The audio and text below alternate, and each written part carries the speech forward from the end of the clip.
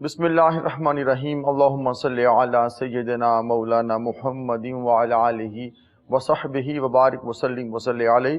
ناظرین، راہ فلاح کے ساتھ میں ہوں وقاص علی خالد۔ اللہ رب العزت کے بابرکت نام سے ابتدا، جو اس کائنات ثبوت کو تخلیق فرمانے والا ہے، اور بے حد درود و سلام آقا دو جہاں حضرت محمد مصطفیٰ صلی اللہ علیہ وآلہ وسلم کے لیے، کہ جن کی خاطر باری تعالیٰ نے بزم عالم کو سجایا، جو میرے اور آپ کے آقا وجہ تخلیق کائنات ہیں۔ ناظرین، ہماری زندگی میں جہاں پہ وقت کے ساتھ ساتھ بہت زیادہ تبدیلیاں رونما ہو رہی ہیں اور ہمارے مزاج بھی بدلتے چلے جا رہے ہیں، تلخی ہمارے مزاج کا حصہ بن چکی ہے۔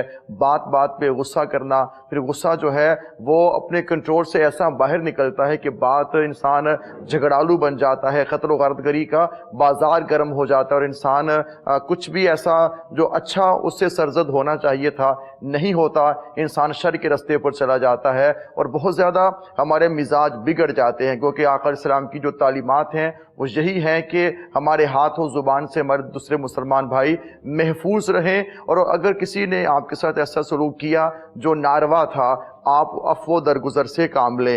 آج ہماری زندگی میں عفو درگزر کس حد تک ہے اور کس حد تک ہونا چاہیے، دین اسلام اس بارے میں کیا کہتا ہے؟ ہم پہ تو تھوڑا سا کوئی ایسا معاملہ بن جائے، کوئی پریشانی بن جائے، یا ہمارے ساتھ کوئی ایسا سلوک کرے جو نہیں کرنا چاہیے تھا، ہم زندگی بھر معاف نہیں کرتے، مگر آقا علیہ السلام کی تعلیمات ہمارے سامنے ہیں کہ جہاں جس نے جس وقت معافی مانگی ہے میرے آقا نے معاف کر دیا۔ اور آج ہمارے مزاج بھی ایسے ہونے چاہیے، اور ہمارے لیے دین اسلام جو کمپلیٹ کوڈ آف کنڈکٹ ہے، وے آف سکسیس ہے، اس دنیا میں بھی اور اگلی دنیا میں بھی، تو ہمیں چاہیے سیرت مصطفیٰ صلی اللہ علیہ وآلہ وسلم جو ایک ہمارے لیے مشعل راہ ہے، وہ ہماری زندگی کا حصہ بنے، اور ہم آقا علیہ السلام کے سچے غلام بنے۔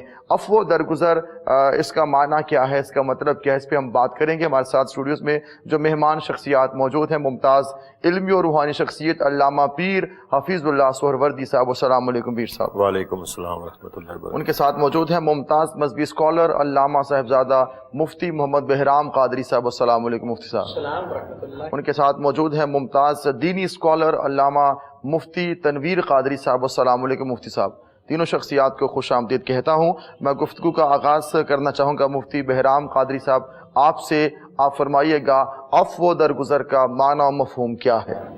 بسم اللہ الرحمن الرحیم۔ تمام تعریفیں اس اللہ کے لیے جو ایسا اول ہے جس کی ابتدا نہیں، اور ایسا آخر ہے جس کی انتہا نہیں۔ درود و سلام کے گجرے نشابر ہوں سستی پر جو وجہ تخلیق کائنات ہیں، اور آپ کی وساطت سے آپ کی جمیع آل اور جمیع اصحاب پہ۔ ایک نہایت خوبصورت موضوع کا آپ نے انتخاب کیا، جس کی معاشرے کے اندر بہت ہی اشد ضرورت ہے، اور اس مسئلے سے آگاہی حاصل کر کے یقیناً بہت سے لوگ راہ راست پہ آئیں گے، اور ہماری دعا بھی یہی ہے کہ اس پروگرام کے ذریعے اللہ رب العزت تمام کو ہدایت عطا کرے۔ عفو درگزر لفظی معنی تو ہے درگزر کرنا، معاف کرنا، بخش دینا، لیکن اصطلاحی معنی یہ ہے کہ انتقام کی قدرت رکھتے ہوئے درگزر کرنا، یہ عفو درگزر کہلاتا ہے۔ انتقام کی قدرت رکھتے ہوئے ایک شخص وہ ہے جو بدلہ لے ہی نہیں سکتا، اور اگر وہ کہتا ہے میں نے چھوڑ دیا تو اسے عفو درگزر نہیں کہیں گے۔ عفو درگزر یہ ہے کہ بندہ بدلہ لے سکتا ہے، انتقام لے سکتا ہے، لیکن اللہ کی رضا کے لیے وہ اسے چھوڑتا ہے، تو اسے شرعی اصطلاح میں کہا جاتا ہے کہ یہ عفو درگزر کرنے والا ہے۔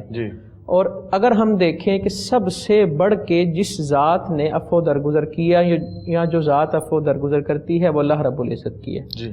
حضرت عائشہ رضی اللہ تعالیٰ عنہ کو رسول اکرم صلی اللہ علیہ وآلہ وسلم نے یہی دعا سکھائی نا کہ اللہم انک عفو تحب العفو فاعف عنی، اے اللہ تو عفو ہے، تو عفو کو پسند کرتا ہے، مجھے معاف فرما۔ قرآن پاک کو اگر ہم دیکھیں تو درگزر کرنے کے لیے جو الفاظ استعمال ہوئے، غفار آیا، غفور آیا، غافر آیا اور عفو آیا۔ اللہ رب العزت نے اپنے درگزر کرنے کے لیے یہ جو الفاظ استعمال کیے ہیں، لفظ غافر تقریباً 2 جگہ، غفور تقریباً 70 سے زائد مقام پہ اللہ نے لفظ غفور اپنے لیے استعمال کیا ہے۔ عفو 5 مرتبہ آیا، غفار جو ہے وہ بھی 5 مرتبہ آیا، یعنی کہ اللہ رب العزت نے اپنے لیے غفور کا صیغہ 70 سے زیادہ استعمال کیا۔ اس کے اندر حد درجے کی معافی پائی جاتی ہے۔ امام غزالی لکھتے ہیں کہ عفو غفار کی بنسبت غفور میں درگزر کا معنی زیادہ پایا جاتا ہے، صحیح، کیونکہ غفار کا معنی ہے بار بار بخشنے والا اور غفور کا معنی ہے مکمل بخشنے والا، جی، یعنی کہ اللہ رب العزت کی ذات جب کسی کو بخشتی ہے، اللہ کسی کو بخشتا ہے تو یہاں کامل بخشش اس کی فرماتا ہے۔ عفو درگزر سے مراد وہ لوگ ہوں گے کہ جنہوں نے اپنی جانوں پر ظلم کیا، گناہ کیے یا ظلم و ستم کا بازار معاشرے میں گرم کیا، کون سے لوگ ہیں جن کو الگ ذات عفو درگزر جن پہ کر رہی ہے؟ بہت ہی خوبصورت سوال ہے، اس طرف میں آ رہا ہوں۔ جی، اللہ رب العزت کی ذات جب بندے پہ کرم فرماتی ہے، یعنی کہ جو لوگ ظلم و ستم کا بازار جنہوں نے گرم کیا ہوا ہے، اللہ کی رحمت ان پر بھی ہے، لیکن شرط یہ ہے وہ توبہ کی طرف آئیں، شرط یہ ہے کہ وہ ندامت کا آنسو بہائے۔ رسول اکرم صلی اللہ علیہ وآلہ وسلم نے فرمایا گناہ کرتے کرتے کرتے اتنے بڑھ گئے کہ آسمان کو چھو رہے ہیں، جی، گناہ اس قدر ہے، لیکن خوف خدا کی وجہ سے ندامت کا ایک آنسو آنکھ سے گرتا ہے تو اللہ بخشتا ہے۔ جی، یعنی کہ اگر اس کو امام غزالی رحمۃ اللہ تعالی علیہ کے انداز میں دیکھیں تو آپ 3 چیزیں ذکر کرتے ہیں، جی، علم، ندامت اور ارادہ۔ جی، جس کے اندر یہ 3 چیزیں پائی جائیں گی تو وہ اللہ رب العزت کی بخشش کا امیدوار ہے، اس پہ رب کی عفو درگزر ہے۔ علم کس بات کا؟ کہ میں نے جو کیا ہے غلط تھا۔ صحیح، ندامت کہ مجھے ایسا نہیں کرنا چاہیے تھا۔ ارادہ آئندہ ایسا نہ کرنے کا عہد کرنا، کہ جب جس بندے کے اندر یہ 3 چیزیں پائی جائیں گی تو وہ اللہ کے معافی کا وہ امیدوار ہے، اور جس بندے کے اندر یہ 3 چیزیں نہیں پائی جاتی، وہ توبہ نہیں کر رہا، اسے ندامت نہیں ہو رہی، وہ باز نہیں آ رہا، تو اس کے بارے رب کہتا ہے اِنَّ بطشَ رَبِّکَ لَشَدِیدٌ، کہ رب کی پکڑ جو ہے بڑی سخت ہے، اور جو ساری چیزیں چھوڑ کے آتا ہے تو رب کہتا ہے میں شاہرگ سے زیادہ قریب ہوں، صحیح، میں اس کے ہاتھ بن گیا۔ یعنی کہ شرط یہ ہے کہ بندہ توبہ کرے، اس کی رحمت کی طرف آئے۔ تو میں عرض یہ کر رہا تھا سب سے بڑھ کر عفو درگزر کرنے والی ذات اللہ کی ہے۔ قرآن دیکھیں نا، قرآن کہتا ہے وَلَوْ يُؤَاخِذُ اللَّهُ النَّاسَ بِمَا كَسَبُوا مَا تَرَكَ عَلَى ظَهْرِهَا مِن دَابَّةٍ وَلَكِنْ يُؤَخِّرُهُمْ إِلَىٰ أَجَلٍ مُّسَمًّى، کہ اگر اللہ لوگوں سے چھوٹی چھوٹی باتوں پہ مواخذہ کرنے لگے تو زمین پہ چلتا پھرتا کوئی نظر ہی نہ آئے، صحیح، لیکن اللہ ایک مقرر مدت تک مؤخر کر دیتا ہے معاملے کو، کہ بندہ میری طرف آئے، میں اسے درگزر کروں، معاف کروں۔ یعنی کہ اللہ رب العزت اگر عفو درگزر نہ کرے تو کائنات میں ہمیں کوئی انسان جن چلتا پھرتا نظر نہ آئے۔ سب سے بڑھ کے جو عفو درگزر ہے وہ رب کائنات کی ذات فرماتی ہے۔ میں آپ کی طرف مفتی صاحب آؤں گا، مفتی صاحب تنویر صاحب کی طرف بڑھنا چاہوں گا اس حوالے سے۔ مفتی صاحب فرمائے گا کہ کن باتوں پہ وہ رب کائنات کی ذات ہے، وہ سب سے اعلیٰ اور عرفہ ذات ہے، وہ جس معاملے میں چاہے ان اللہ اعلیٰ کل شیء قدیر ہے کہ وہ عفو درگزر فرما سکتا ہے۔ انسان کو، ہم اس معاشرے میں جو رہتے ہیں، ہمیں کن باتوں پہ درگزر کرنا چاہیے اور کن باتوں میں پکڑ ہونی چاہیے؟ بسم اللہ الرحمن الرحیم، وَلَمَنْ صَبَرَ وَغَفَرَ ذَلِكَ مِنْ عَزْمِ الْأُمُورِ، صدق اللہ مولانا العظیم۔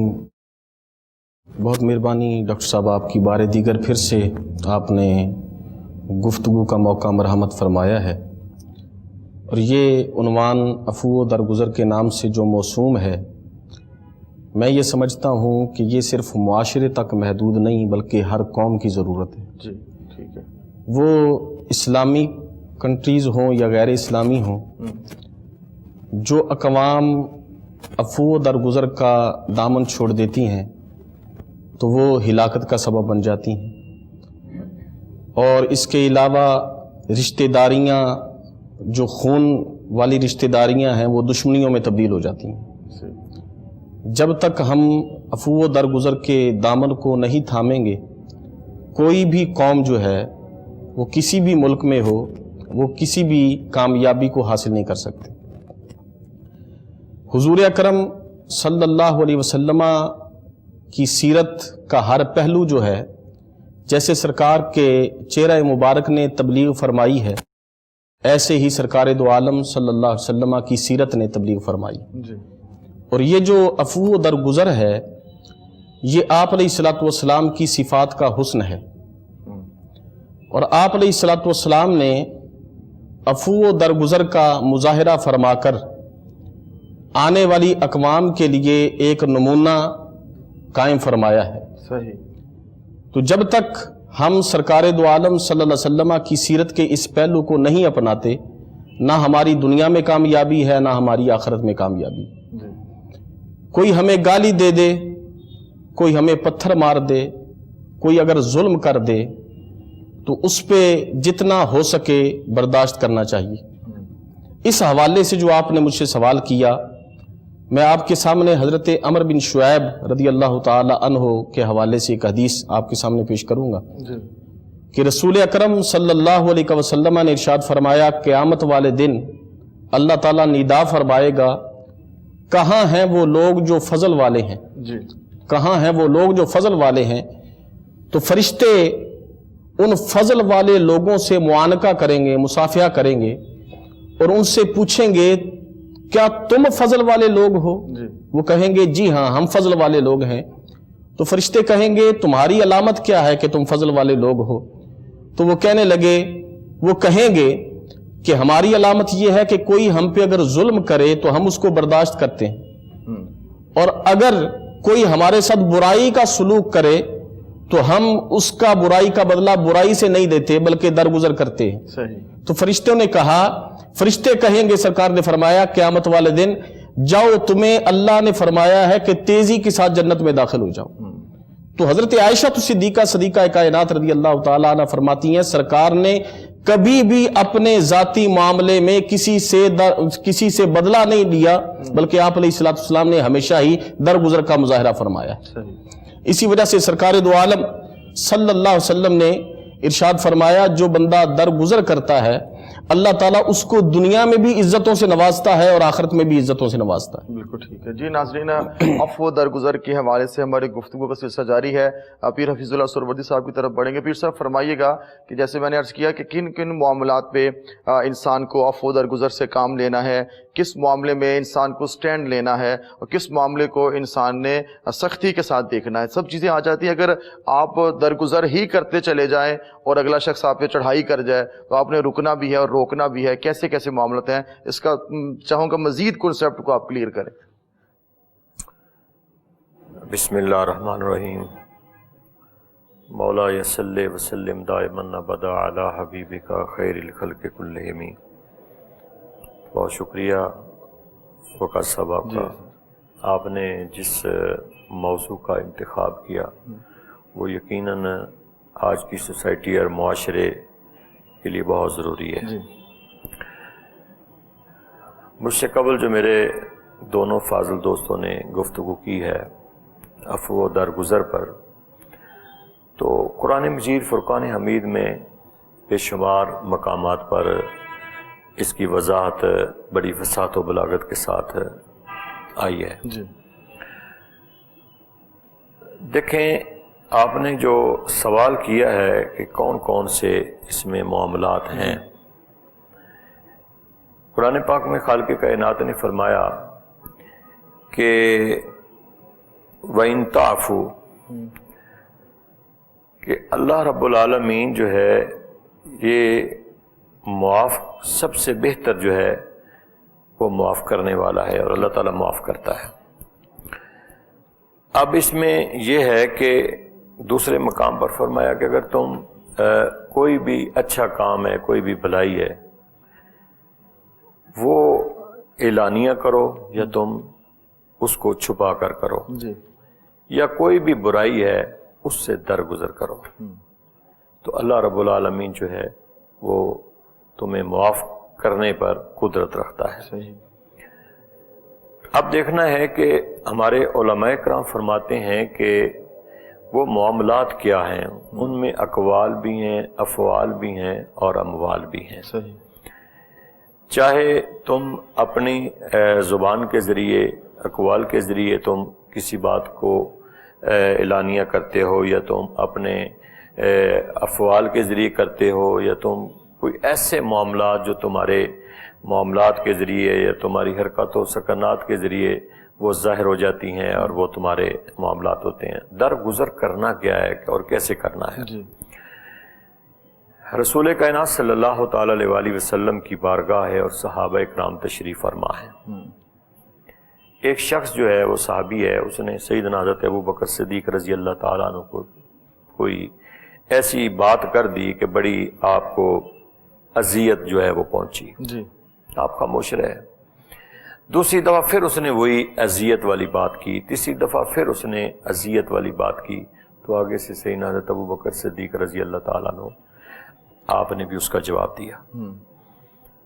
تو رسول اللہ صلی اللہ تعالیٰ علیہ وآلہ وسلم نے اپنا چہرہ پھیر لیا، تو حضرت ابوبکر صدیق رضی اللہ تعالیٰ عنہ نے عرض کیا حضور آپ کو میری بات ناگوار گزری ہے؟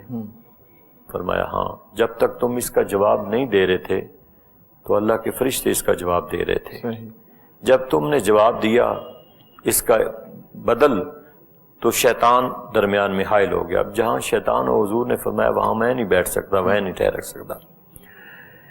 اس لیے انسان دوسرے ایک اور مقام پر بھی قرآن پاک کے مقام پر آیا کہ تم اگر کوئی انتقام لینا چاہتے ہو، کسی نے ظلم کیا ہے مظلوم، تو اتنا ہی بدلہ لو جتنا اس نے تم پر ظلم کیا ہے، اور اگر تم اس سے بہتر ہے کہ اگر تم اسے معاف کر دو گے تو اللہ تعالیٰ تمہیں کئی گنا زیادہ معاف کر دے گا۔ اب اس میں ایک مولا کائنات کا بھی واقعہ موجود ہے کہ حضرت سیدنا علی المرتضیٰ شیر خدا رضی اللہ تعالیٰ عنہ بھی فرماتے ہیں کہ ایسا کام اگر کوئی حرکت کر دے یا کوئی فوقیت رکھتا ہو یا کوئی تمہیں اذیت دے یا اپنی طاقت کا استعمال کرے تو بہترین عمل یہ ہے کہ تم قدرت رکھتے ہوئے، طاقت رکھتے ہوئے اگر تم نے اسے معاف کر دیا تو اس کا نعم البدل جو ہے وہ اللہ تعالیٰ تمہیں عطا فرمائے گا۔ صحیح۔ اب ہماری سوسائٹی اور ہمارے معاشرے میں آج یہ دونوں چیزیں جو ہیں ان کا فقدان ہے، یہ دونوں چیزیں نہیں مل رہی کہ ہم معاف کرنے پر بھی جو ہیں وہ قدرت رکھتے بھی ہیں لیکن ہم نہیں کر رہے۔ اگر کوئی آگے سے ہمیں کوئی اذیت دیتا ہے درگزر جو ہے یہ سب سے اچھا فعل ہے انسان کا بھی، اور پھر بالخصوص مسلمان کے لیے کہ تم قدرت رکھتے ہو اسے معاف کر دو، درگزر بھی ہم نہیں کرتے ہیں۔ ہم چاہتے ہیں کہ اگر کسی نے ایک گالی دی ہے تو ہم اسے 2 گالیاں دیں، کسی نے 2 گالیاں دی ہیں تو ہم 3 گالیاں دیں۔ یہ مرد و زن میں بھی ہے، صغیر و کبیر میں بھی ہے، یہ ہماری سوسائٹی کا آج جو ہے یہ ایک بڑا عجیب کلچر جو ہے یہ چل رہا ہے۔ بیفور اسلام تو یہ کلچر تھا کہ مائٹ از رائٹ کا سسٹم چل رہا تھا، اگر کوئی بڑا جرم کرتا تھا تو اسے جو ہے وہ سزا نہیں ملتی تھی، کوئی چھوٹا جرم کرتا تھا تو اسے سزا دی جاتی تھی۔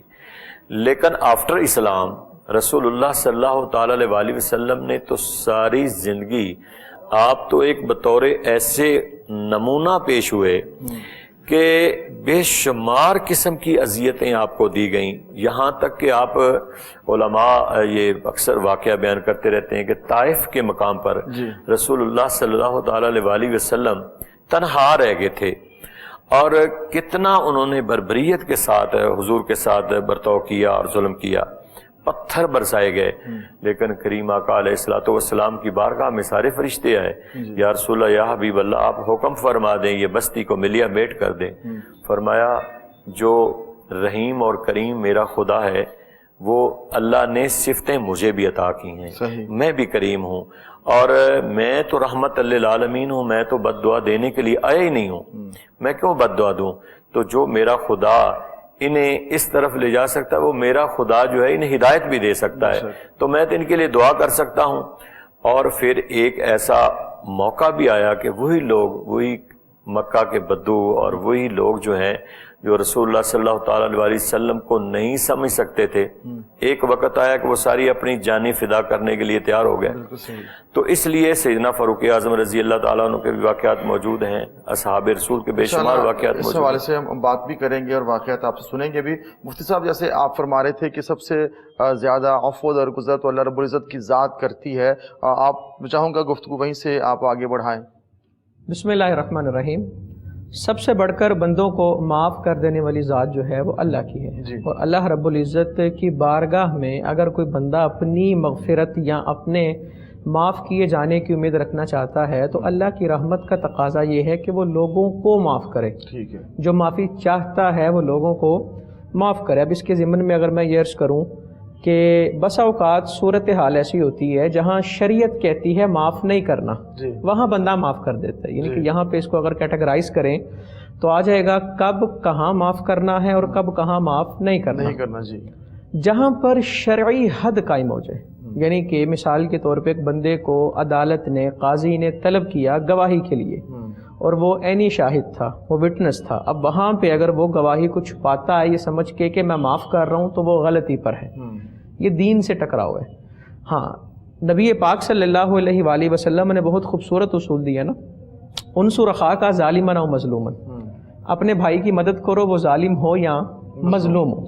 صحابہ عرض گزار ہوئے آقا مظلوم کی مدد تو سمجھ آتی ہے، ظالم کی مدد ہم کیسے کریں؟ آپ نے کہا اسے ظلم سے روک دو.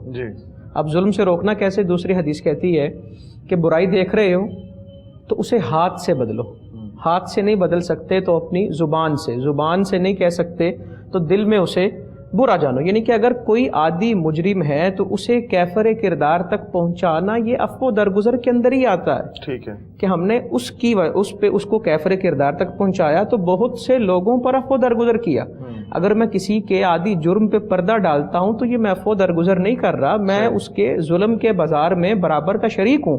قرآن کہتا ہے نا کہ وَتَعَاوَنُوا عَلَى الْبِرِّ وَالتَّقْوَى وَلَا تَعَاوَنُوا عَلَى الْإِثْمِ وَالْعُدْوَانِ، کہ بر اور تقوی، نیکی اور تقوی پر معاونت کرو، گناہ کے کاموں میں ایک دوسرے کی معاونت نہ کرو. اللہ رب العزت کی ذات سب سے بڑھ کر درگزر کرنے والی، معاف کرنے والی. دیکھیں نا حضرت سیدنا موسیٰ کا زمانہ علیہ السلام، اور ساری قوم فریادی بن کے آئی اور عرض کرتی ہے کہ رب سے پوچھیں قحط کیوں نہیں ختم ہو رہا. حضرت موسیٰ عرض گزار ہوئے، اللہ قوم پوچھتی ہے. رب نے کہا موسیٰ ایک پاپی مجرم گناہ گار سیاہ کار ایسا ہے، اس کے پاپ کا پیالہ اس قدر بھر چکا ہے کہ اس ایک کی وجہ سے پوری قوم پہ قحط آیا ہے. اعلان کریں اٹھ کے چلا جائے تو ابھی قحط ختم ہو جائے گا. حضرت موسیٰ نے جب یہ اعلان کیا نا تو سارے ایک دوسرے کا منہ دیکھیں کہ وہ مجرم، وہ پاپی کون ہے کہ رب اتنا ناراض ہے. ابھی یہ کچھ لمحے گزرے ہی تھے، آسمان پہ گھٹائیں آئیں، بادل آئے، برسے اور قحط سالی ختم ہوئی، فراوانی میں تبدیل ہو گئی. اب قوم پھر عرض گزار ہوئے یا کلیم اللہ ماجرا کیا ہے؟ آپ نے کہا تھا کچھ جائے گا، گیا تو کوئی نہیں، تو یہ اللہ کی رحمت کہاں سے آ گئی؟ تو حضرت موسیٰ اللہ سے عرض کرتے ہیں اللہ یہ کیا ہے؟ اللہ نے کہا موسیٰ وہ جو مجرم تھا، وہ جو پاپی گناہ گار تھا جس کی نحوست نے پوری قوم کے رزق کو روک رکھا تھا، اس نے مجھے آواز ایسی دی کہ میری رحمت مچل گئی. حضرت موسیٰ عرض کرنے لگے اللہ اس نے کیا کہا؟ کوئی اس میں عزم ہے، کوئی وظیفہ ہے، کیا ہے؟ اللہ نے فرمایا موسیٰ اس نے صرف اتنا کہا اے اللہ آج سب کے سامنے مجھے رسوا کر دے گا، آج سب کو بتا دے گا کہ میں تیرا نافرمان ہوں. اللہ تیری رحمت تو بھاری تھی، کیا میرے گناہ زیادہ ہو گئے ہیں؟ جب اللہ نے اس بندے کی یہ بات سنی نا تو اللہ نے کہا میری رحمت مچلی اور میں نے اس کے سارے گناہوں کو نیکیوں میں تبدیل کر دیا. اچھا اب دیکھیے اللہ کس قدر معاف کرنے والا. حضرت موسیٰ عرض کرنے لگے اللہ پھر تو وہ بندہ اب تیرا مجرم نہیں، وہ مردود نہیں، وہ تو مقبول ہو گیا ہے، مجھے اس کا نام بتائیں میں اس کی زیارت کروں. اللہ نے فرمایا موسیٰ اگر میں نے اس کا نام بتا دیا پھر پردہ داری تو نہ رہی نا. یعنی کہ دیکھیں اللہ کس قدر معاف فرما رہا ہے کہ قرآن کہتا ہے فَأُولَٰئِكَ يُبَدِّلُ اللَّهُ سَيِّئَاتِهِمْ حَسَنَاتٍ، کہ اللہ جب معاف کرتا ہے تو جتنی برائیاں اس نے کی ہوتی ہیں اللہ ان سب کو نیکیوں میں تبدیل کر دیتا ہے. یعنی کہ اس کا مطلب کیا؟ رب بندوں سے تقاضا کر رہا ہے جب کسی کو معاف کیا تو اسے بھول جاؤ، نیکی کرو دریا میں ڈالو، اسے دوبارہ زندگی میں کبھی مت کہنا کہ میں نے تمہیں معاف کیا تھا. حضرت سیدنا امام زین العابدین رضی اللہ تعالیٰ عنہ آپ کی خادمہ تھی، وضو کے لیے وہ برتن لے کے آئی، اسے ٹھوکر لگی، برتن گرا اور امام زین العابدین کو لگا تو خادمہ نے نا فوراً کہا وَالْقَاظِمِينَ الْغَيْظَ وَالْعَافِينَ عَنِ النَّاسِ، کہ جو غصے کو پی جاتے ہیں اور لوگوں کو معاف کرتے ہیں. قرآن کی آیت پڑھی نا تو حضرت امام زین العابدین نا مسکرانے لگے اور اسے معاف کیا. ساتھ ہی خادمہ نے آیت پڑھی واللہ یحب المحسنین، اور معاف کرنے کے بعد جو نیکی کرے اللہ ان سے محبت کرتا ہے، یعنی کہ معاف کرنا اور پھر اس پہ نیکی کرنا. تو حضرت امام زین العابدین نے نیکی کرتے ہوئے اس کنیزہ کو، اس خادمہ کو، اس لونڈی کو آزاد کر دیا. یعنی کہ جس طرح اللہ رب العزت بندوں سے درگزر فرماتا ہے، اللہ رب العزت کی ذات کا تقاضا یہی ہے کہ بندے بھی آپس میں ایک دوسرے کے ساتھ اسی طرح کا درگزر کریں.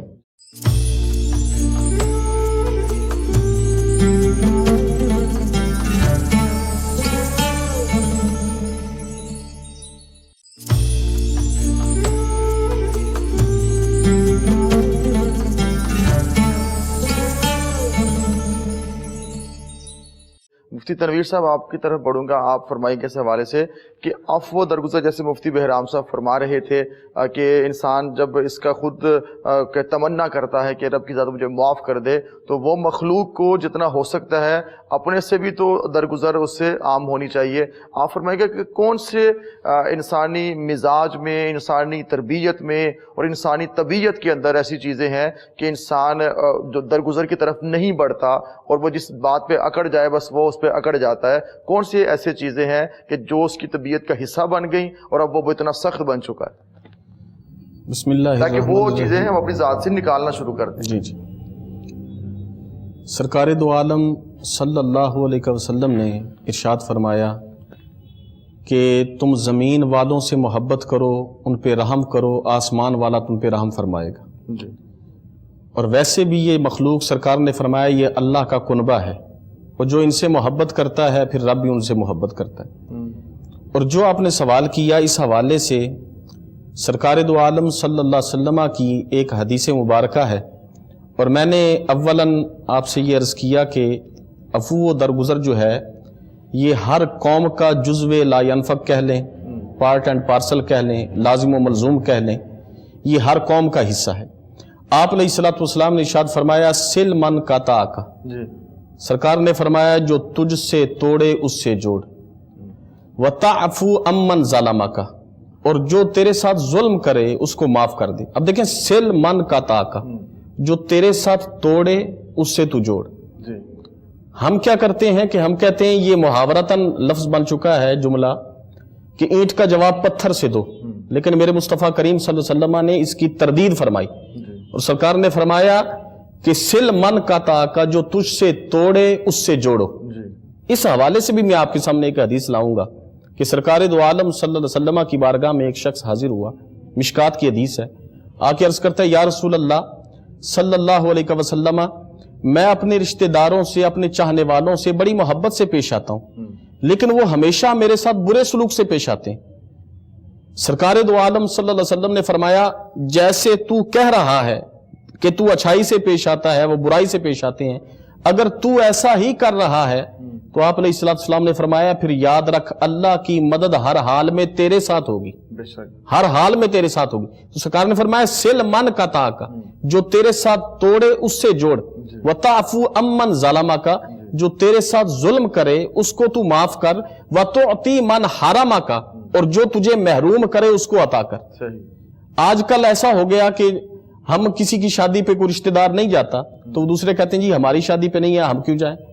بعض لوگ تو ایسے ہیں جو جنازے میں شرکت بھی نہیں کرتے کہ وہ ہمارے میت پہ نہیں آیا تھا ہم کیوں جائیں۔ تو سرکار نے فرمایا جو تجھے محروم کرے اس کو عطا کر۔ اور یہ جو آیت کریمہ میں نے شروع میں اولاً تلاوت کی وَلَمَنْ صَبَرَ وَغَفَرَ إِنَّ ذَلِكَ مِنْ عَزْمِ الْأُمُورِ، جیسے آپ نے فرمایا کہ اب جو جیسے آپ نے کہا کہ میت کی بات بھی ہو جاتی ہے کوئی نہیں جاتا، تو یہ جو نہ جانے والا ہے یہ گناہ گار تو نہیں ہے، یہ کس زمرے میں اس کو آپ لے کر جائیں گے؟ بالکل یہ وہ درگزر والے معاملے میں لے کر جائیں گے یا وہ اس کا اپنا معاملہ ٹھیک ہے وہ نہیں گیا؟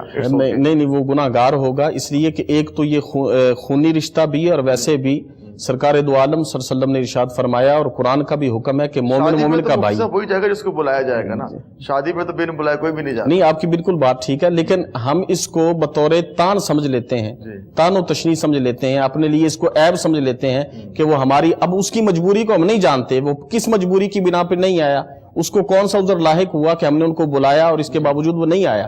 تو اگر ہم نہیں جاتے تو یہ ہماری طرف سے یہ عیب ہے، یہ ہمارے اندر نقص ہے۔ لیکن سرکار کی حدیث کے یہ بات بالکل خلاف ہے کہ سرکار نے فرمایا جو تیرے ساتھ توڑ رہا ہے تو کوشش کر اس کے ساتھ جوڑ۔ بلکہ میں نے جو آیت کریمہ آپ سے عرض کیا کہ وَلَمَنْ صَبَرَ وَغَفَرَ ذَلِكَ مِنْ عَزْمِ الْأُمُورِ، کہ اللہ فرماتا ہے یہ جو معاف کرنے والا معاملہ ہے، درگزر کرنے والا معاملہ ہے، یہ بہت بڑے کاموں میں سے ایک بڑا کام ہے۔ اب دیکھیں یہ ساری جو دنیا ہے اللہ فرماتا ہے یہ قلیل ہے، اور لیکن رب فرماتا ہے جو عفو و درگزر کا معاملہ ہے یہ رب کے ہاں بہت بڑا ہے۔ تو یہ ساری کائنات رب کے ہاں قلیل ہے، تو یہ کتنا بڑا معاملہ ہوگا جس کو رب بڑا معاملہ کہہ رہا ہے کہ تم معاف کرو گے تو یہ رب کے ہاں بہت بڑی بات ہے۔ بلکہ سرکار دو عالم صلی اللہ علیہ وسلم کے حوالے سے حضرت زید بن سعنہ رضی اللہ تعالی عنہ فرماتے ہیں کہ میں نے سرکار کا چہرہ دیکھے تمام علامات نبوت کو پڑھ لیا تھا۔ اب یہودیوں کے یہ بہت بڑے عالم تھے، تو وہ کہتے ہیں میں نے دو چیزیں جو پڑھی تھیں تورات کے اندر، میں نے اس کا پریکٹیکلی دیکھنا تھا کہ سرکار دو عالم صلی اللہ علیہ وسلم کے اندر وہ چیزیں موجود ہیں یا نہیں ہیں۔ وہ کہتے ہیں میں نے یہ دیکھا، میں نے یہ پڑھا تھا کہ آپ علیہ الصلوۃ والسلام کا جو حلم ہے، جو بردباری ہے، جو برداشت ہے، وہ آپ کے غضب پہ بھاری ہے، اور آپ علیہ الصلوۃ والسلام کے ساتھ جو بھی جہالت کا برتاؤ کرتا ہے سرکار کے حلم میں، سرکار کی بردباری میں اضافہ ہوتا ہے۔ تو آپ فرماتے ہیں کہ میں نے سرکار دو عالم صلی اللہ علیہ وسلم کے توسط سے کسی کو قرض دیا تھا، تو جب وہ قرض لینے کا معاملہ آیا تو میں 2 دن پہلے بارگاہ مصطفیٰ میں حاضر ہو گیا اور میں نے عرض کیا کہ یا محمد، میں نے آپ سے قرض لینا تھا، تو آپ لوگ ایسے ہی ہیں جو ٹال مٹول کرتے ہیں، یعنی یہ الفاظ استعمال کیے جو ٹال مٹول کرتے ہیں۔ تو سرکار دو عالم صلی اللہ علیہ وسلم نے جب یہ معاملہ دیکھا تو حضرت عمر فاروق رضی اللہ تعالی عنہ بارگاہ مصطفیٰ میں موجود تھے۔ حضرت عمر فاروق رضی اللہ تعالی عنہ نے سرکار کے چہرے کو پڑھا تو آپ علیہ الصلوۃ والسلام اس کی بات سن کے پریشان ہوئے۔ تو آپ علیہ الصلوۃ والسلام نے حضرت عمر فاروق کو دیکھا، وہ تلوار نکال رہے ہیں اس کی گردن کو جسم سے جدا کرنے کے لیے۔ تو آپ علیہ الصلوۃ والسلام نے فرمایا، اے عمر فاروق، اچھی بات تو یہ ہوتی کہ تو مجھے حسن تقاضا کی تلقین کرتا، مجھے حسن ادائیگی کی تلقین کرتا اور اس سے حسن تقاضا کی تلقین کرتا۔ تو فرمایا ایسا کرو، جاؤ اس کو جو اس کا حق بنتا ہے وہ بھی دو، اور جو تم نے اس کو ڈانٹا ہے، اس کو پریشان کیا ہے، اس کو غمزدہ کیا ہے، اس کے غم کو اور کھجوریں دے کو وہ دور کر دو۔ تو وہ جب وہ حضرت عمر فاروق رضی اللہ تعالی عنہ کے ساتھ چلتے ہیں حضرت زید بن ثانہ، تو آپ فرماتے ہیں بس میں نے کچھ نہیں لینا، میں نے تو یہ دیکھنا تھا کہ سرکار دو عالم صلی اللہ علیہ وسلم کے وجود کے اندر یہ 2 صفتیں موجود ہیں کہ نہیں موجود۔ تو آپ فرماتے ہیں اے عمر فاروق، آپ گواہ ہو جائیں کہ میں نے محمد کو نبی مان لیا ہے اور اللہ پہ ایمان لے آیا ہوں۔ تو فوراً وہ دائرہ اسلام کے اندر داخل ہو گئیں۔ بالکل ایسی بے شمار مثالیں ہیں کہ آقا اسلام کے اخلاق طیبہ، آقا اسلام کا کردار اور عفو درگزر کے ایسے واقعات ہیں کہ لوگ مشرف با اسلام ہوئے۔ پھر صاحب فرمائیے گا کہ جیسے فتح مکہ کے موقع پر بھی عام معافی کا اعلان ہے، اور جنہوں نے آقا اسلام پر ظلم کیا معاف کر دیا، مگر ایسے معاملات بھی ہیں کہ جہاں پہ سرزنش ہوتی ہے، جہاں پہ روک لیا گیا۔ اس حوالے سے چاہوں گا تھوڑا مزید اس کو آپ وضاحت کے ساتھ تھوڑا آگے بڑھائیں۔ دیکھیں، پہلی بات تو یہ ہے کہ پہلے ایک چھوٹی سی بات ہو رہی تھی جنازے کی، تو میں ضمناً ایک بات کرنا چاہتا ہوں۔ بات ختم ہوتی ہے آپ کی نیت پر۔ جنازہ فرض کفایہ ہے، اگر تو آپ جنازے میں پہنچ ہی نہیں سکتے ہیں تو پھر تو ٹھیک ہے، لیکن اگر آپ رشتہ داری کی بنا پہ آپ کے ذہن میں ہے کہ یہ نہیں آیا اور میں نے نہیں جانا، اس غرض سے اگر نیت میں یہ فطور آیا تو پھر آپ گناہ گاری کے زمرے میں آئیں گے۔ اگر یہ فطور نیت نہیں ہے تو پھر گناہ گاری کے زمرے جو نا یا مجبوری وہ گناہ گاری کے زمرے میں پھر کفایت سے آپ چلے جائیں گے۔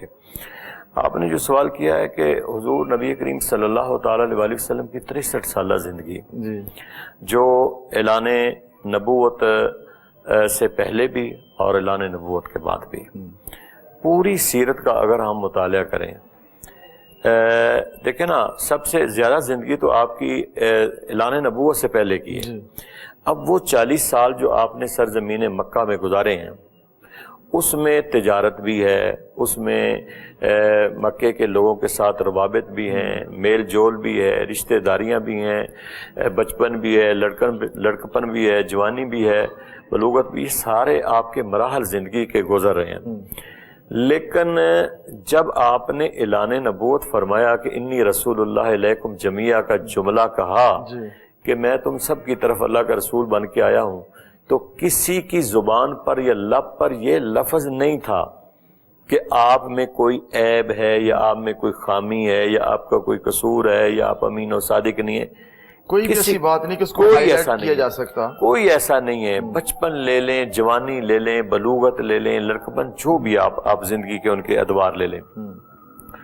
اب رہا کہ یہ آپ دیکھیں، آپ صلح حدیبیہ کا مطلب اگر 6 ہجری میں چلے جاتے ہیں، صلح حدیبیہ لے لیں۔ صلح حدیبیہ کے بعد پھر ابو سفیان جب مدینے آتے ہیں تو ان کا سسٹم، وہ دیکھیں، ایک کچھ مواقع ایسے ہوتے ہیں جہاں پھر انسان کو وہ جو درگزر ہوتا ہے نا، وہ درگزر کمزوری بھی سمجھا جاتا ہے کہ ہر موقع پہ۔ تو یہ ایک معاہدہ تو ان لوگوں نے توڑا تھا، مسلمانوں نے تو توڑا ہی نہیں تھا، حالانکہ معاہدہ لکھا گیا تھا۔ تو یہاں اس موقع پر ابو سفیان نے کتنی منتیں کی کہ حضرت علی رضی اللہ تعالیٰ عنہ کے گھر تشریف لے جاتے ہیں، حضرت سیدنا ابوبکر صدیق کو کہتے ہیں، لیکن کسی نے حامی نہیں بھری. ایون کہ حسنین کریمین کو بھی وسیلہ بنانے کی کوشش کی تو سیدہ کائنات نے فرمایا کہ بچوں کو درمیان میں نہیں لاتے.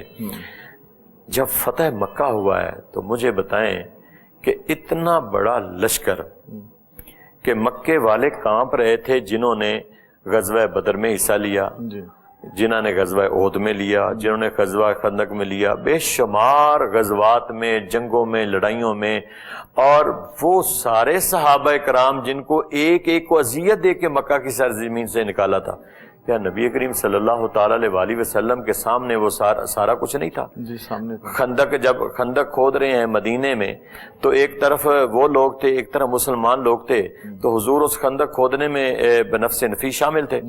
سارا کچھ سامنے تھا، لیکن اس کے باوجود وہ سارے لوگ کانپ رہے تھے کہ آج پتہ نہیں مسلمان ہمارے ساتھ کیا کریں گے. لیکن عفو درگزر کی یہ مثال پوری انسانیت میں نہیں ملتی کہ میرے نبی کریم صلی اللہ تعالیٰ علیہ وسلم نے فرمایا تھا اپنے آپ کو جھکا کے آپ نے مکہ کی گلیوں میں جانا ہے. اور یہ بھی ایک نعرے تو بج رہے تھے، لیکن آپ نے وہ غرور اور تکبر کی علامت بن کے مکہ کے اندر داخل نہیں ہوئے، بلکہ پھر آپ نے تو، آپ کی مثالیں تو یہ تھی کہ آپ نے اعلان فرما دیا تھا کہ آج جو ابو سفیان کے گھر میں داخل ہو جائے گا آج اس کے لیے بھی امان ہے. بے شمار لوگوں کے جو اپنا دروازہ بند کر لے گا اس کے لیے بھی امان ہے، جو حرم میں چلا جائے گا اس کے لیے بھی امان ہے.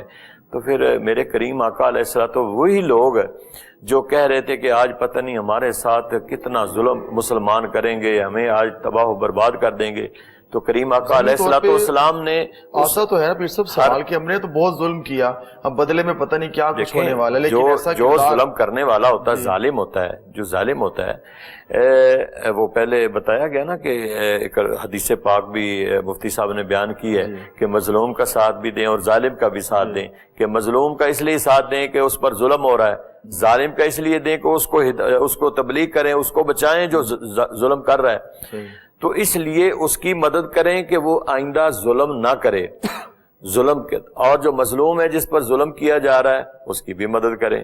تو آپ نے پھر حرم کعبہ میں جا کر جو پہلا خطبہ ارشاد فرمایا تھا وہ خطبہ بھی ایک تاریخی اور بے مثال خطبہ تھا کہ کریم آقا علیہ الصلوۃ والسلام نے ہر ایک وہ جو آپ کے ساتھ ظلم ہوئے تھے، جو مجبور کیا گیا تھا ہجرت پر، کون اپنا گھر چھوڑتا ہے؟ لیکن جب کریم آقا علیہ الصلوۃ والسلام ہجرت کی رات نکلتے ہیں تو آپ بار بار پیچھے مڑ کے دیکھتے تھے اپنے اس جائے پیدائش کو، اپنے اس حرم کعبہ کو، اور دعا کر رہے تھے کہ مولا آج ان لوگوں نے مجھے اس مکہ میں بھی مجبور کر دیا جانے کے لیے. حالانکہ حضور علیہ الصلوۃ والسلام اپنی مرضی سے تو کچھ کرتے نہیں تھے، اللہ کا حکم ہوتا تھا. تو اس کے باوجود بھی آپ دوبارہ جب آپ فتح مکہ کے موقع پر جب آپ داخل ہوئے ہیں مکہ میں تو پھر آپ نے خطبہ جو ارشاد فرمایا تھے وہ سارے کے سارے حیران اور پریشان ہو گئے کہ ہم ساری زندگی حضور کی مخالفت کرتے رہے، ایسے کریم آقا کہ ایسا عفو درگزر کی ایسی مثال قائم کر دی کہ جو چاہتے اس وقت کر سکتے تھے. لیکن یہی تو وہ ہے نا کہ اللہ بھی اسی لیے قادر ہے، وَإِن تُبْدُوا خَيْرًا أَوْ تُخْفُوهُ أَوْ تَعْفُوا عَنْ سُوءٍ فَإِنَّ اللَّهَ كَانَ عَفُوًّا قَدِيرًا. کہ اللہ بھی جب بندہ جو ہے وہ قدرت رکھتا ہے، جب بندہ کسی کو معاف کر دیتا ہے، جب بندہ درگزر کرتا ہے تو پھر رب کائنات جو ہے وہ درگزر کرنے والوں کو پھر قدرت ایسی طاقت عطا فرماتا ہے اور ایسا انہیں معاف کرتا ہے کہ وہ سارے اگلے پچھلے سارے اللہ تعالیٰ پھر اس کے معاف کر دیتا ہے. تو یہی بات ہے کہ حرم پاک کعبہ میں جب حضور نے خطبہ ارشاد فرمایا تو آج بھی جو ماننے والے ہیں وہ تو سنتے ہیں، لیکن جو نہیں مانتے وہ بھی اپنی کتابوں میں قبلہ لکھتے ہیں کہ یہ ایک مثالی خطبہ تھا.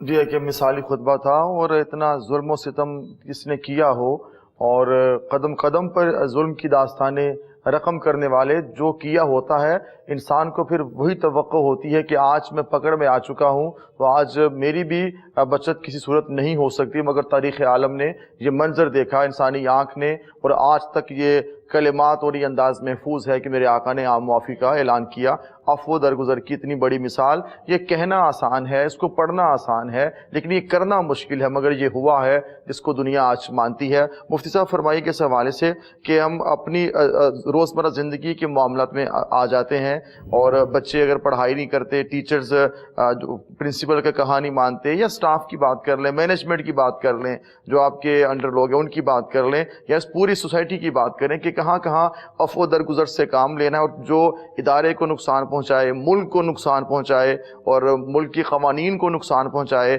ادارے کی قوانین کو نقصان پہنچائے، اس کے لیے معافی ہے، درگزر ہے، یا اس کے لیے سرزنش ہے.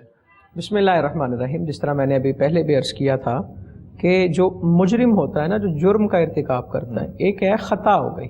مثال کے طور پہ گھر میں بچے تھے، خطا ہوئی، برتن ٹوٹ گئے. اب یہ نہیں ہے کہ ان کو ڈانٹ ڈپٹ اس طرح کی شروع کریں، وہ بچہ ڈر جائے، سہم جائے. ایک بچہ وہ ہے جو شرارتی اس قدر کا ہے، جو قصدن برتن توڑ دیتا ہے. دونوں میں فرق ہے. جی فرق ہے. اسی طرح اگر کہیں پہ کوئی آدمی ملازم ہے اور اس سے خطاً کچھ شرارت کر کے سہمتا نہیں، جو نہیں کرتا وہ سہم جاتا ہے. اور پھر اس سے یہ ہوتا ہے کہ بچے جب ڈانٹ کھاتے ہیں نا تو وہ آئندہ کوئی بات اپنے بڑوں سے شیئر ہی نہیں کرتے کہ کہیں یہ ہمیں ڈانٹے نہ. پھر جنریشن گیپ اور بہت سی خرابیاں آ جاتی ہیں. اسی طرح ایک آدمی ملازم ہے، کہیں اس سے خطا ہوئی تو جس کے انڈر وہ ہے وہ دیکھے اس سے جو کام ہوا ہے وہ غلطی ہے، خطا ہے یا گناہ ہے. وہ خطا اور گناہ میں فرق کرے، یا اس کی زندگی کا معمول ہے، اس کے کام میں بس اس کو سمجھائے. وہ سمجھانے کے طریقے ہیں، یعنی کہ جو آخر میں حربہ کرنے والا ہوتا ہے نا، ہم اس کو پہلے لے آتے ہیں اور شروع میں آگ بگولا اس قدر ہوتے ہیں، اور پھر بعد میں خود بھی غصہ کرنے کی وجہ سے، یعنی کہ ساری چیزوں کی جڑ غصہ ہے نا. اب اگر ہم معاشرے کے اندر دیکھیں، جس طرح آپ نے ایک مثال اور دی کہ ایک آدمی ملکی قوانین کے خلاف چلتا ہے تو اس کے خلاف کارروائی یقیناً کی جائے گی. اس کا ساتھ درگزر یہی ہے کہ اسے کیفر کردار تک پہنچایا جائے. ٹھیک ہے. اگر ہم اسے معاف کرتے ہیں تو اس کا مطلب یہ ہے ہم نے درگزر نہیں کی، یعنی کہ درگزر کے مفہوم کو سمجھنے کی ضرورت ہے کہ ایک آدمی عادی مجرم ہے، اسے جرم کی سزا دلانا یہ ایسا ہی ہے جیسے ہم نے اس کے ساتھ عفو درگزر کیا. اور ان تمام تر چیزوں کے اندر جو ایک بنیادی وجہ نظر آتی ہے وہ ہے غصہ. ہر انسان کہتا ہے نا میں غصے میں تھا، مجھے پتہ نہیں لگا، مجھے غصہ آ گیا تھا، غصے میں یوں کہا. اب دیکھیں نا، جتنی بری گفتگو ہے یا کسی سے بہیمانہ طور پہ گفتگو کرنا ہوتی تو یہ غصے میں ہے. ہنس کے کوئی بھی کسی کو ڈانٹتا نہیں ہے. تو انسان کو چاہیے کہ احادیث پہ عمل کرے. رسول اکرم صلی اللہ علیہ وآلہ ایسا بھی تو ہوتا ہے کہ آپ کسی کو اتنا تنگ کر رہے ہیں، چاہے وہ آپ کا بھائی ہے، دوست ہے، آپ کے فیملیز میں ہے، یا آپ کے آؤٹ آف فیملی ہے، فرینڈ سرکل میں ہے، آپ کسی کو اتنا جو ہے نا اس کو برا سلوک کرتے ہیں، اس کو آپ ایسا اذیت دیتے ہیں کہ وہ آپ کی بات سنتا رہتا ہے. تو آپ کو بھی چاہیے، کرنے والے کو بھی چاہیے کہ وہ بھی تو ایسا کام کرے کہ جس سے اللہ خوش ہو. حسد ہماری طبیعتوں میں اتنا آ چکا ہے کہ ہم کسی کو آگے بڑھتا تو دیکھ سکتے ہی نہیں.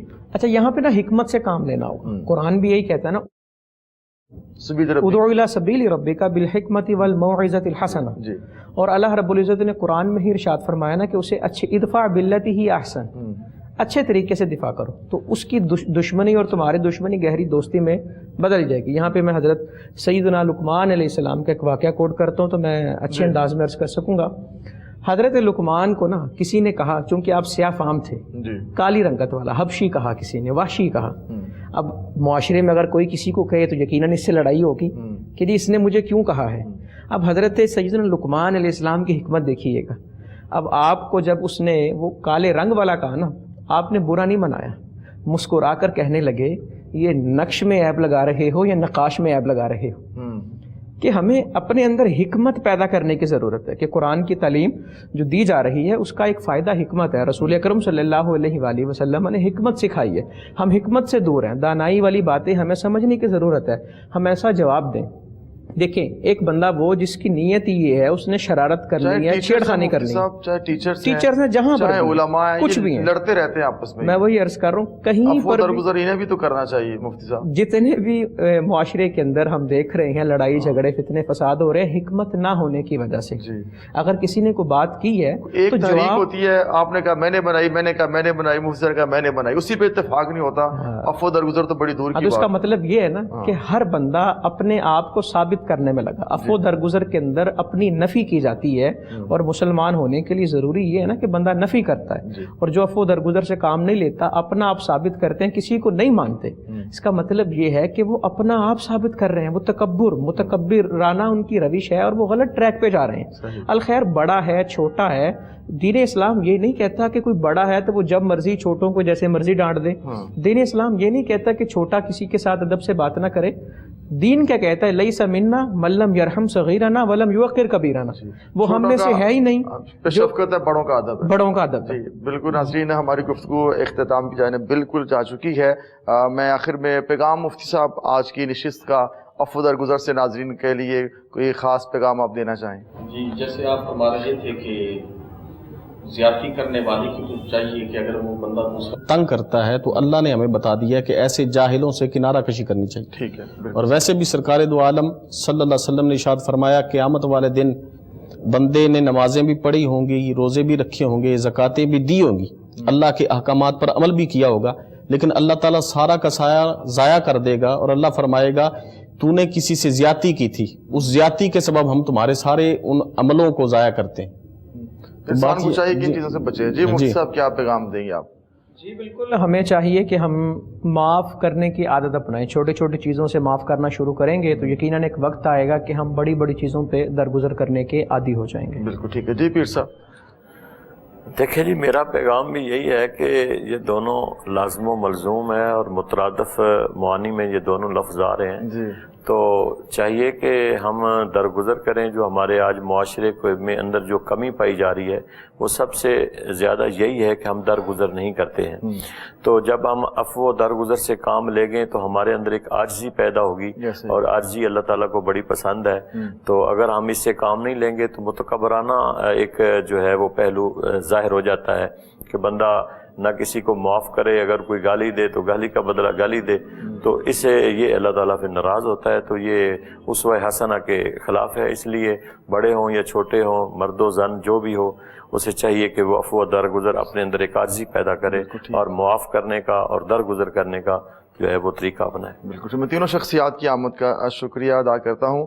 آپ آئے اور اتنے اہم موضوع پہ آپ نے گفتگو کی. ناظرین, ہم جہاں زندگی میں بہت کچھ کرنا چاہتے ہیں, ہم آگے بڑھنا چاہتے ہیں, ہم بہت کچھ کرنا چاہتے ہیں, پاس ہونا چاہتے ہیں, ہمارے اہداف ہیں جن کو حاصل کرنا چاہتے ہیں, اور ہر کسی نے اپنا اپنا زندگی کا مقصد کا تعین کیا ہے, اور پھر وہ مقصد کے حصول کے لیے محنت کرتا ہے. جہاں پہ اتنا کچھ کرنا چاہتے ہیں وہاں پہ درگزر بھی کرنا چاہیے. اپنے طبیعتوں کے اندر, اپنے مزاج کے اندر نرمی پیدا کریں, اور غصے کو کنٹرول کریں, اور ساتھ میں درگزر کی عادت ڈالیں. اس سے اللہ بھی خوش ہوگا, اللہ کا رسول بھی خوش ہوگا. اللہ کریم ہم سب کو عمل کی توفیق عطا فرمائے. والسلام.